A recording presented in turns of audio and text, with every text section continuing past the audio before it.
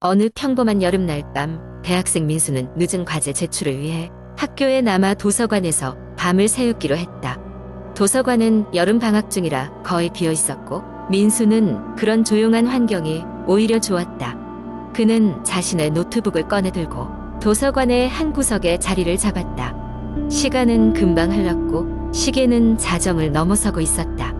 사람 소리나 발자국 소리 하나 들리지 않는 고요한 도서관에서 민수 눈 혼자라는 사실이 조금 두려웠지만 곧 과제에 집중하며 그런 감정은 잊었다. 잠시 후 민수는 급한 화장실이 가고 싶어졌다. 그는 자리를 비우면서도 소지품을 걱정하지 않았다. 도서관엔 그 외 아무도 없는 듯 했으니까. 그러나 도서관 입구 쪽으로 걸어가던 민수는 복도 끝에서 희미한 그림자 하나가 움직이는 것을 목격했다. 그는 순간 멈칫했지만 아마도 건물 외부의 가로등 불빛이 반사된 것일 거라고 합리화하며 자신을 안심시켰다. 화장실을 다녀오는 길에 그는 아까 봤던 그림자가 좀 더 가까운 곳에 서 있는 것을 발견했다.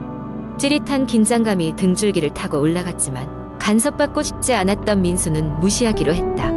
하지만 그 그림자는 여전히 같은 곳에 서 있었고 그 모습이 점점 분명해졌다. 마치 오래된 옷을 입고 있는 듯한 사람 형상. 그러나 민수는 그것이 사람일 리가 없다고 계속 스스로를 설득했다. 다시 책상에 돌아왔을 때 민수는 가만히 앉아서 머리를 정리했다. 그는 스스로 겁을 먹은 것이라 믿고 노트북 화면에 눈을 고정했지만 그때 귀를 간지럽히는 찬바람과 함께 도서관 전체에 낮은 음성의 웃음소리가 들렸다. 그것은 분명 작은 소음이었지만 빈 도서관에선 무섭게 울려 퍼졌다. 민수는 비일상적인 상황에서 탈출하고 싶은 마음에 서둘러 짐을 싸기 시작했다. 그때 그의 시야 귀퉁이에서 서서히 문이 열리는 것을 보았다. 그 문은 저절로 여닫을 수 없는 묵직한 오래된 문이었다. 민수는 숨을 참고 자신의 신발 끝을 바라봤다. 그리고 이내 그의 등 뒤에 응웅거리는 소리가 들리기 시작했다. 처음에는 도서관의 낡은 환풍기 소리인 줄 알았지만 그 소리는 점점 커졌고 이해할 수 없는 언어의 속삭임으로 변했다. 마침내 민수는 모든 것을 뒤로하고 도서관을 나가기로 결심했다. 짐 가방을 어깨에 걸치고 서둘러 도서관 문을 향해 달렸다.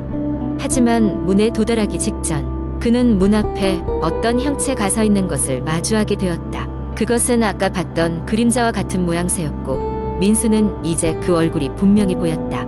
창백하고 창백한 눈이 깊게 패여 있었고 쌀쌀한 미소가 그 입가에 맴돌고 있었다. 공포에 질린 민수 눈공중에서 허우적대며 도망쳤고 결국 도서관 밖으로 뛰쳐나와 학교 정원을 가로질러 달렸다. 어느 순간 뒤를 돌아보자 그 형체는 더 이상 보이지 않았다. 밤 공기와 함께 몰려오는 차가운 땀에 젖어 그는 도서관을 벗어난 것에 안도하면서도 아직도 심장이 쿵쾅거리는 것을 느꼈다. 다음 날 아침 민수는 친구들에게 그날의 경험을 이야기했지만 아무도 그의 말을 믿어주지 않았다. 그러나 며칠 후 그 도서관이 과거 교수 하나가 실종된 장소라는 소문을 듣게 되었다. 교수는 자신의 연구실에서 자취를 감춘 채로 발견되지 않았고 간혹 몇몇 학생들이 그의 연구실 문 앞에서 이상한 형체를 봤다는 이야기가 전해지고 있었다. 민수는 그날의 공포스러운 경험이 결코 상상이 아니었음을 깨달았다. 교수의 혼령이 여전히 도서관을 떠돌고 있는 것이 아닐까 하는 생각은 그를 더욱 떨리게 했다. 그 후로 민수는 그 도서관에 다시 가지 않았다. 비록 과제 제출 마감 기한이 다가오더라도 그는 그곳에서 또다시 그 형체를 만날 생각만으로도 소름이 돋았기 때문이다. 두 번째 이야기. 몇 해 전 서울의 한 오래된 아파트 단지에서 일어난 일입니다. 그 아파트는 지어진 지 수십 년이 되어 외관이 낡고 일부 주민들 사이에선 오랫동안 기묘한 소문이 떠돌았습니다. 특히 한 동의 13층에는 무언가 알 수 없는 공포가 숨어 있다는 소문이었죠. 김우혁이라는 청년이 그곳으로 이사온 것은 한겨울의 추운 날이었습니다. 대학을 졸업하고 회사에 취직하게 되어 회사와 가까운 곳에 방을 구하다 보니 자연스레 그 아파트로 오게 된 것이었죠. 겉보기엔 낡았지만 이곳의 집세는 비교적 저렴했고 이미 지역의 많은 직장인들에게 나름 인기가 있는 곳이기도 했습니다. 우혁은 이사를 마친 첫날 밤 이상한 소리를 들었습니다. 아파트 전체가 조용할 때쯤 그의 위층에서 쿵쿵거리는 발소리가 들려왔습니다. 처음에는 단순히 윗집의 아이가 뛰어노는 소리라 생각했습니다. 그런데 그 소리는 자정을 넘어서도 멈추지 않았습니다. 발소리가 점점 더 규칙적으로 들리기 시작하더니 그 소리가 그의 바로 위에서 맴도는 듯한 느낌이 들었습니다. 잠을 이루지 못한 우혁은 이튿날 아침 경비실에 들러 윗집에 한번 이야기해 줄 수 있느냐고 문의했습니다. 그런데 경비 아저씨는 의아해하며 말했습니다. 그 13층에는 지금 아무도 살지 않는데요. 몇 달 전부터 빈 집으로 알고 있습니다. 우혁은 의아했지만 밤에 들은 소리가 단순한 착각이거나 옆집에서 들려온 소리일 거라고 생각했습니다. 하지만 그날 밤도 동일한 발소리가 들려왔고 이번에는 집안에서 찬 기운이 흐르는 듯한 느낌을 받았습니다. 무언가 잘못되었다는 직감을 받은 우혁은 아파트 주민들에게 13층에 대해 물어보았지만 이렇다 할 이야기는 듣지 못했습니다. 다만 예전부터 몇몇 세입자들이 같은 문제로 이사를 나갔다는 것 정도였습니다. 우혁은 한번 직접 13층에 올라가 보기로 했습니다. 이른 저녁 그는 13층으로 향했습니다. 복도는 이상하게도 차갑고 불빛마저 희미하게 깜빡거리고 있었습니다. 몇몇 빈집의 문이 반쯤 열려 있었고 그는 조심스럽게 각 집 앞을 지나갔습니다. 그때 마지막 집 앞을 지나갈 때쯤 문틈 사이로 시선이 느껴졌습니다. 누군가 그를 보고 있는 듯한 느낌에 그는 얼어붙었습니다. 문 너머에는 검고 긴 머리카락을 늘어뜨린 한 여자가 있었습니다. 그녀의 얼굴은 그림자에 가려 보이지 않았지만 그저 그 자리에서 가만히 서 있는 모습이었습니다. 갑작스런 공포에 휩싸인 우혁은 서둘러 뒤돌아 달아났습니다. 아파트 문을 빠져나와 바깥으로 나오자 한기가 물러났습니다. 그는 집으로 돌아가지 않고 근처 카페로 들어가 진정하려 노력했습니다. 며칠 후 그는 아파트 관리사무소에 정식으로 항의했습니다. 그러자 관리사무소 직원이 그에게 낡은 서류 하나를 내밀었습니다. 그것은 수년 전 이 아파트에서 발생했던 사건의 기록이었습니다. 바로 13층의 그 집에서 벌어진 살인 사건이었습니다. 전 거주자는 타살로 인해 사망했고 그 이후로 그 집은 공포의 대상이 되어 아무도 살지 않게 되었다는 것이었습니다.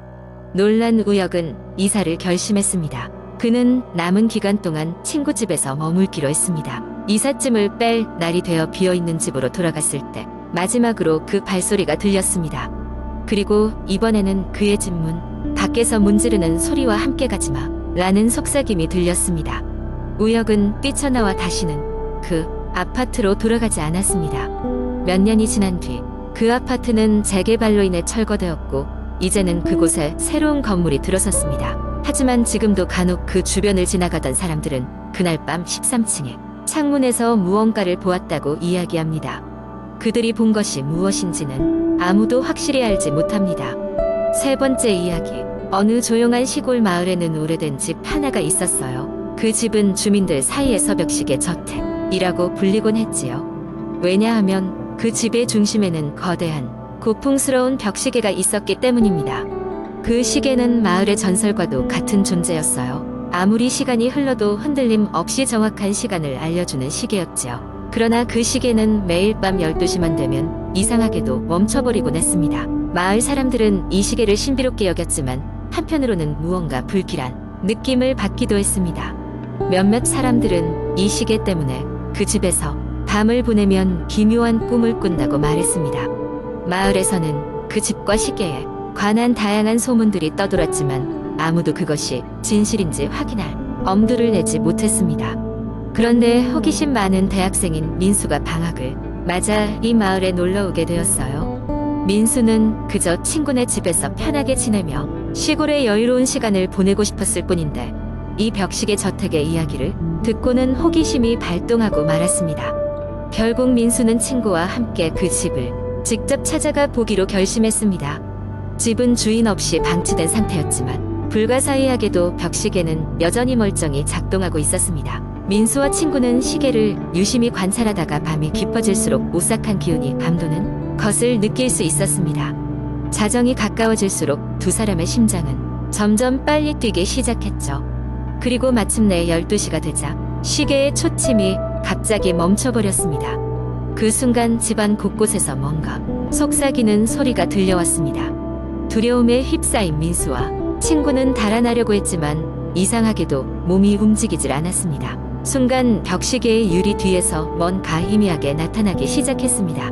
그것은 마치 오래된 사진 속 인물의 모습 같았는데 흐릿한 얼굴이 서서히 드러나기 시작했습니다. 그리고 그 얼굴은 입을 열었죠.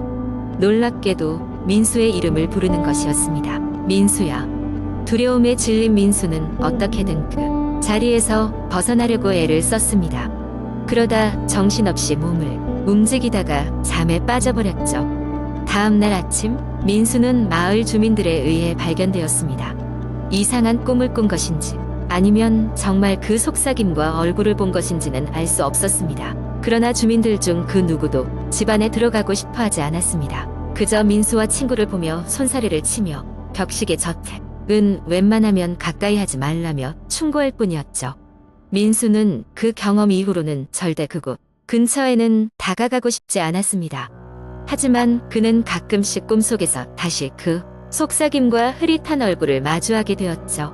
시간이 지나 시골을 떠나 도시에서 일상을 보내면서도 민수는 그날의 기억을 완전히 지울 수는 없었습니다.